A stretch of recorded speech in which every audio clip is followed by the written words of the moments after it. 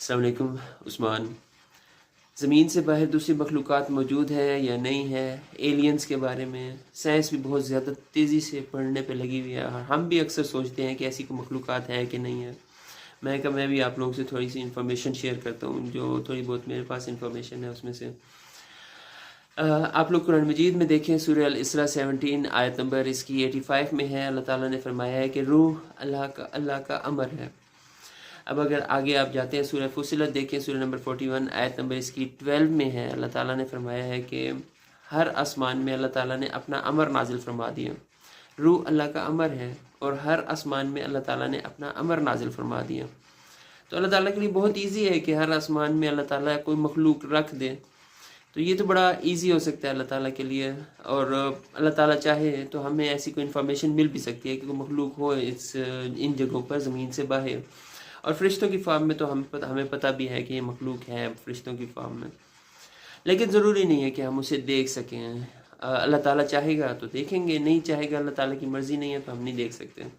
और इसकी एक मिसाल आप लोगों को मिल जाएगी अगर आप लोग देखें सूरह अल-अराफ 7 आयत नंबर 27 में। तो अल्लाह ताला फरमाते हैं जिनों के बारे में और स्पेशली शयातीन जिन्नों के बारे में कि वो तुम्हें वहाँ से देखते हैं जहाँ से तुम उन्हें नहीं देख सकते। तो हो सकता है ऐसी कोई मखलूक हो भी सही और वो हमें देखती भी हो, लेकिन हम उसे नहीं देख सकते। अब अल्लाह की मर्ज़ी के बगैर अल्लाह ताला चाहे तो देखेंगे, नहीं चाहे अल्लाह ताला ने तो हम नहीं देख सकते। मखलूक है। आप लोग एक और चीज़ ये नोट करें कि जो साइंस अक्सर चीख चीख के कह रही है कि ऑक्सीजन और वाटर की ज़रूरत है, और जिस सियारे पर जिस जगह पर ऑक्सीजन वाटर मिल जाएंगे तो हमें वो मखलूक भी नज़र आ जाएगी जो इंसानों की तरह की है। तो इसकी बहुत वाज़ेह मिसाल आप लोगों को दूंगा कि ऐसा नहीं है। अल्लाह ताला चाहे तो कहीं भी मखलूक को ठहरा सकते हैं।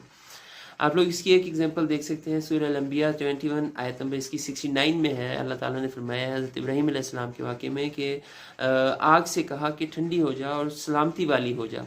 यानी हज़रत इब्राहीम अलैहिस्सलाम का जो वाक़या मौजज़ा है उसमें आग में हज़रत इब्राहीम अलैहिस्सलाम ठहरे थे और वो सलामती वाली हो गई थी। यानी आप देखें हमारा सूरज जो है और इससे 10 गुना 20 गुना 1000 गुना ज़्यादा गर्म सितारे, उन पर भी अल्लाह ताला मखलूक ठहरा सकते हैं।